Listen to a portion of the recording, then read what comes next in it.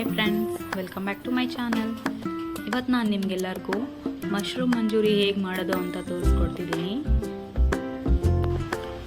ಬನ್ನಿ ಅದನ್ನು ಹೇಗೆ ಮಾಡೋದು ಅಂತ ನೋಡೋಣ.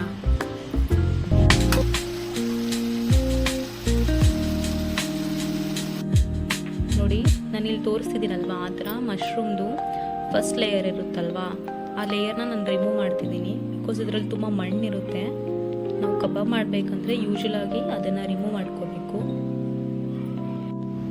ಆವಾಗಲೇ ನಾನು ತೋರಿಸಿದ್ನಲ್ವಾ ಮಶ್ರೂಮ್ನ ಹೇಗೆ ಕ್ಲೀನ್ ಮಾಡೋದು ಅಂತ. ಈ ಥರ ಮಶ್ರೂಮ್ನ ಕ್ಲೀನ್ ಮಾಡಿ ಈ ಥರ ಸೈಡ್ಗೆ ಎತ್ತಿಟ್ಕೊಂಡಿದ್ದೀನಿ. ಈ ಥರ ಒಂದು 2 ಪೀಸಸ್ ಅಷ್ಟೇ ಹಾಕಬೇಕು. ಯಾಕಂದರೆ ತುಂಬ ಸಣ್ಣದಾಗಿ ಹಾಕಿದ್ರೆ ಅದು ನಾವು ಎಣ್ಣೆಯಲ್ಲಿ ಕರೆದಾಗ ತುಂಬ ಚಿಕ್ಕದಾಗ್ಬಿಡುತ್ತೆ. ಹಾಗಾಗಿ ಒಂದು ಟೇಬಲ್ ಸ್ಪೂನ್ ಹಾಕ್ಕೊತಿದ್ದೀನಿ. ಮತ್ತು ಹಾಗೆ 1 ಟೀ ಸ್ಪೂನ್ ಚಿಲ್ಲಿ ಪೌಡರ್ ಹಾಕ್ತಿದ್ದೀನಿ. ಒಂದು ಸ್ವಲ್ಪ ಅರಿಶಿನ ಹಾಕ್ಕೊಂಡಿದ್ದೀನಿ.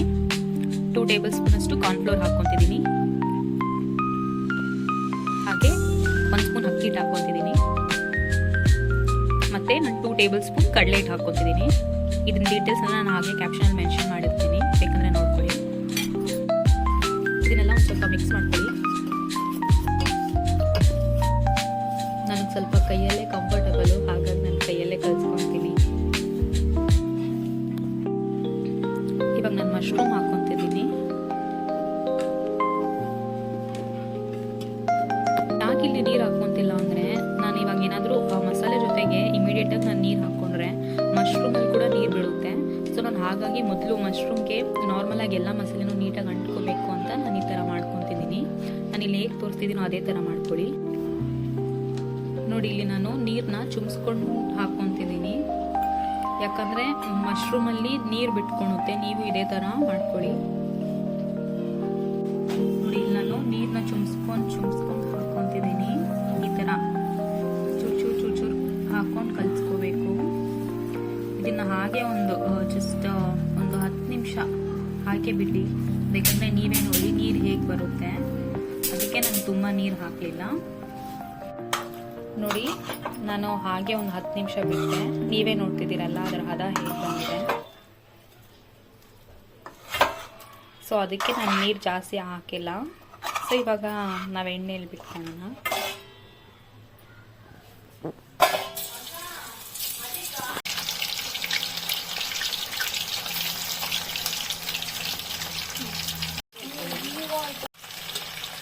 ನೋಡಿ, ಈ ಥರ ಮಾಡ್ಕೋಬೇಕು. ನಾನಿಲ್ಲಿ ಮೀಡಿಯಮ್ ಫ್ಲೇಮಲ್ಲೇ ಇಟ್ಕೊಂಡಿದ್ದೀನಿ ಗ್ಯಾಸ್ನ. ನಾವು ಎಣ್ಣೆಗೆ ಬಿಡಬೇಕಾದ್ರೆ ಅದನ್ನು ನಾವು ಬಿಡಿ ಬಿಡಿಯಾಗಿ ಹಾಕ್ಕೋಬೇಕು.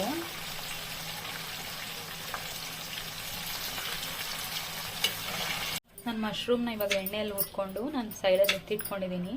ಇವಾಗ ಇದಕ್ಕೆ ಒಗ್ಗರಣೆ ಹಾಕಬೇಕು. ಬನ್ನಿ, ನಾನಿಲ್ಲೊಂದು ಪ್ಯಾನ್ ಇಟ್ಕೊಂಡಿದ್ದೀನಿ. ಪ್ಯಾನ್ಗೆ ಎಣ್ಣೆ ಹಾಕ್ಕೊತಿದ್ದೀನಿ. ಇದನ್ನು ಹೀಗೆ ತಿಂದರೆ ಮಶ್ರೂಮ್ ಕಬಾಬು.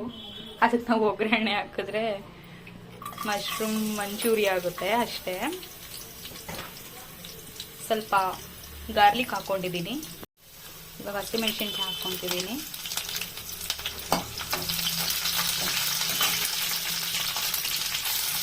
ಕ್ಯಾಪ್ಸಿಕಮ್ ಹಾಕ್ಕೊಂಡೆ. ಇವಾಗ ಈರುಳ್ಳಿ ಹಾಕ್ಕೊಂಡಿದ್ದೀನಿ.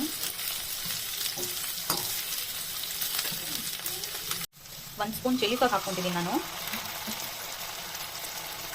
ಹಾಗೆ 1 ಸ್ಪೂನ್ ಸೋಯಾ ಸಾಸ್ ಹಾಕ್ಕೊತಿದ್ದೀನಿ. ಹಾಗೆ 2 ಟೇಬಲ್ ಸ್ಪೂನ್ ಕೆಚಪ್ ಹಾಕ್ಕೊಂಡಿದ್ದೀನಿ, ಟೊಮೆಟೊ ಕೆಚಪ್ಪು. ಇವಾಗ ಇದನ್ನು ಚೆನ್ನಾಗಿ ಮಿಕ್ಸ್ ಮಾಡಬೇಕು. ನಾವು ಮನೆಯಲ್ಲೇ ಈ ಥರ ಮಶ್ರೂಮ್ ಮಂಚೂರಿನ ರೆಡಿ ಮಾಡ್ಕೋಬೋದು. ಹೋಟೆಲ್ಸಲ್ಲಿ ಯೂಶ್ವಲಿ ನಿಮಗೆ ಗೊತ್ತು, ಫುಡ್ ಕಲರ್ಸ್ ಜಾಸ್ತಿ ಯೂಸ್ ಮಾಡ್ತಾರೆ. ನಾವು ಅದನ್ನು ತಿನ್ನಬಾರ್ದು. ಹಾಗಾಗಿ ನಾವು ಮನೆಯಲ್ಲೇ ಆದಷ್ಟು ಅಡುಗೆನ ಪ್ರಿಪೇರ್ ಮಾಡ್ಕೊಂಡು ಒಂದು ಸ್ವಲ್ಪ ನೀರು ಹಾಕ್ಕೊತಿದ್ದೀನಿ.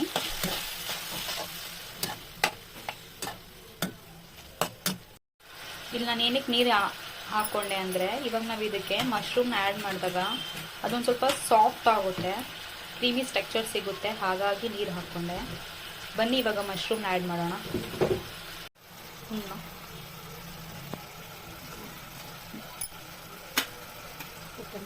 ನಾನಿಲ್ಲಿ ಮಶ್ರೂಮ್ನ ಆ್ಯಡ್ ಮಾಡ್ಕೊತಿದ್ದೀನಿ.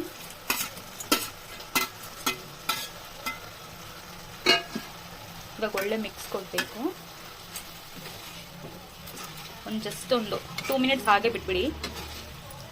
ರುಚಿಯಾದ ಮಶ್ರೂಮ್ ಮಂಚೂರಿ ಮನೆಯಲ್ಲೇ ಮಾಡಿದ್ದೀವಿ. ನೀವು ಇದೇ ಥರ ಮನೆಯಲ್ಲೇ ಮಾಡ್ಕೊಳ್ಳಿ, ಆದಷ್ಟು ಹೆಲ್ದಿಯಾಗಿರುತ್ತೆ ನಿಮ್ಮ ಫುಡ್ಡು. ರುಚಿಯಾದ ಮಶ್ರೂಮ್ ಕಬಾಬ್ ರೆಡಿಯಾಗಿದೆ. ಹಾಗೆ ನಾನು ಹೇಳಿದ್ನಲ್ಲ, ಹಾಗೆ ಡ್ರೈ ತಿಂದರೆ ಅದು ಕಬಾಬು. ನಾವು ಅದಕ್ಕೆ ಸ್ವಲ್ಪ ಒಗ್ಗರಣೆ ಕೊಟ್ಟರೆ ಚಿಲ್ಲಿ ಸಾಸು ಮತ್ತು ಸೋಯಾ ಸಾಸ್ ಹಾಕ್ಕೊಂಡು ಒಗ್ಗರಣೆ ಹಾಕಿದ್ದೀನಿ.